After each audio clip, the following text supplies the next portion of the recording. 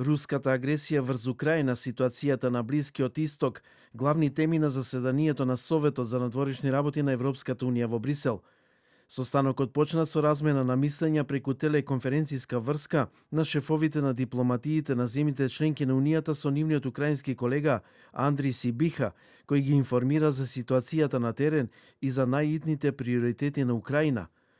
Поддржуваме долготраен и праведен мир во Украина и ги поздравуваме сите напори за остварување на таа цел, но многу е јасно дека за да се постигне тоа потребно е учество и на украинците и на европејците, изјави високата представничка на Унијата за надворешни работи и безбедносна политика, Каја Калас.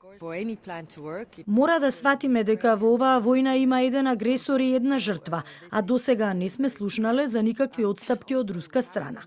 Ако Русија навистина сакаше мир, можеше да се согласи на безусловно примирие уште пред некое време. Полскиот министер за надворешни работи Радослав Сикорски рече дека Европа мора да биде консултирана во врска со мировните иницијативи за Украина.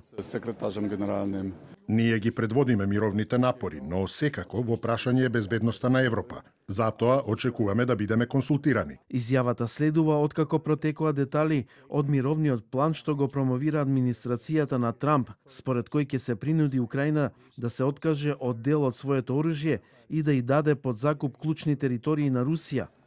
Унгарскиот министер за надворешни работи Петер Сијарто смета дека Европската унија треба да ги прекине исплатите кон Украина откако беа објавени извештаи за корупција во земјата.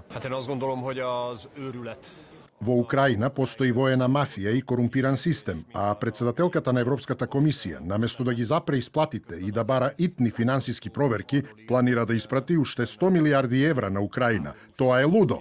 Инаку Европската унија е фокусирана на начините за зголемување на притисокот врз Русија, особено преку мерки против така наречената флота во сенка, со цел кратење на приходите од извозот на руски енергенси.